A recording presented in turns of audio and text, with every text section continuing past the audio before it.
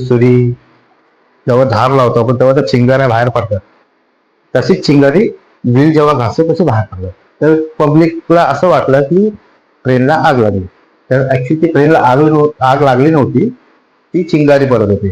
नमस्कार मित्रांनो, मी तशी गायकवाड तुमच्यासाठी एक नवीन व्हिडिओ घेऊन आलो. व्हिडिओ आवडली तर शेवटपर्यंत बघा आणि लाईक शेअर कमेंट करून सबस्क्राईब करून बाजूला बेल आयकॉन आहे त्याच्यावर क्लिक करा.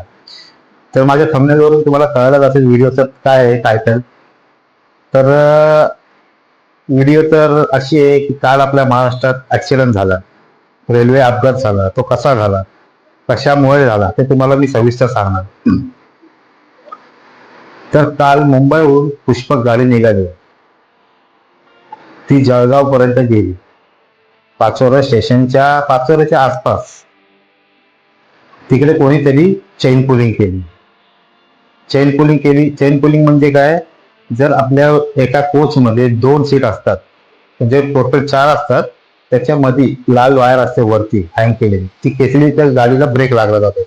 तर ती कोणीतरी खेचली तर ती झाली ब्रेक बाइंडिंग झाली म्हणजे ब्रेक लागणं म्हणजे व्हील जो असतो ना आपल्या ट्रेनचा तो स्किट होतो. स्किट म्हणजे घासतो पटरीला, आणि तो घासल्यामुळे पटरीतून चिंगारी बाहेर निघते. चिंगारी म्हणजे जेव्हा तुम्ही बघितलं आपल्या घरातली चाकू, साहजिक आहे ना, आपण जर गाडी, रेल्वे ही कमीत कमी 160 km/h धावत असते. जर तिला एमर्जन्सी कोणी ब्रेक मारला तर ती चिंगारी निघणार ऑब्जेक्ट आहे. तर कॉमन सेन्स आहे, ज्या पब्लिकने बघितलं तर काय माहिती कोणी बघितलं, त्यांच्यामुळे इतके जणांचे दुखापत झाले.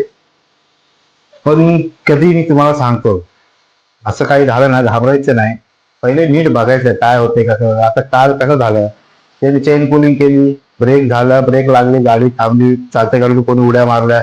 ज्यांनी लेफ्ट साईडला उड्या मारली ते वाचले बिचारे, कारण की ते ब्रिजवर होते, कारण की ब्रिजच्या खाली जायला जागा नव्हते. त्यांनी राईट साईडला उड्या मारल्या ते पटरीवर गेले तर तिकडे जागा नव्हती खाली जायला जागा नसल्यामुळे समोरून मुंबईला जाणारी गाडी कर्नाटक एक्सप्रेस, त्यांनी ते काहीच करू शकत नाही, कारण की रेल्वेचा नियम आहे. रेल्वे तर एक माणूसचा तर जीव वाचवण्यापेक्षा 1000 माणसाचा जीव वाचवणं हा रेल्वेचा नियम आहे. कारण की गाडी ही मी सांगितलं ना 160 km/h धावत असते. तर ती इमर्जन्सी ब्रेक मारायचं सगळे डबे पटरीवरून रुळावरून आपल्या खाली पडतील, म्हणून कधी ड्रायव्हर इमर्जन्सी ब्रेक मारत नाही. तर काल हा अपघात असा झाला की ते पटरीवर उतरलेले होते, त्यांना कळून नाही आलं. 2-3 मिनिटातच ती गाडी एवढ्या फास्ट निघून गेली. 13 जण जखमी झाले, सॉरी 13 जण मृत्यू झाले, 17 जण जखमी आहेत, त्यांच्यावर उपचार चालू आहेत. सरकारने तर मान्य केलंय की ज्यांच्यावर उपचार चालू आहेत त्यांना मोफत देणार आहे, आणि जे 13 जण एक्सपायर झालेत, मृत्यू झालेत, त्यांच्या घरातल्यांना 5 लाखाची मदत करणार आहे. पण ते काय फायदा आहे? 5 लाखाची मदत करणे काय फायदा? बिचाऱ्यांचा जीव गेलाय, त्यांच्या आत्म्यात शांती मिळव हीच माझी ईश्वरचरणी प्रार्थना आहे. ते कधी काळजी करा, कारण की जीवन एकदाच भेटतंय, आणि अपघात तर सांगून होत नाही, त्याचं नशिबाचा खेळ आहे. पण काळजी घ्या, आपल्या घरातली कोण जात बीत असेल ना त्यांना सांगते कॉन्टॅक्ट मध्ये राहावा, किंवा कुठे पोहोचलाय, कुठपर्यंत गेलाय, कधी जाणार, किती उशीर लागेल. कारण की त्याच्यामुळे आपल्याला पण जाणीव होते की माणूस आपला आहे कुठेतरी स्थिर आहे. आणि जी काल झाली दुर्घटना त्याच्यावर शिका काहीतरी गोष्ट आहे. काही गोष्टी अशा असतात शिकण्यासारख्या की ब्रेक मारला की लगेच आग लागत नाही गाडीला, ही कॉमन सेन्स आहे. ती काल कोण होते काय माहित नाही, शामिल होता, त्याच्यामुळे एवढं जरा हे झालं. तर कुठलीही गोष्ट करायच्या पहिले डोकं लावून करा. याच व्हिडिओ मधून एवढं सांगायचं होतं की जे दुर्घटनेमध्ये बिचारे मृत्यू झालेत, त्यांच्या घरात आता सुख का असेल,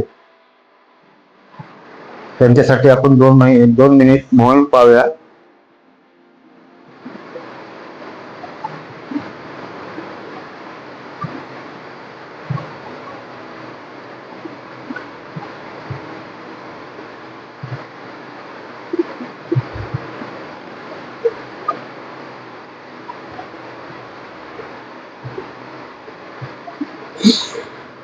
तर मित्रांनो, एवढंच सांगायचं होतं या व्हिडिओमध्ये.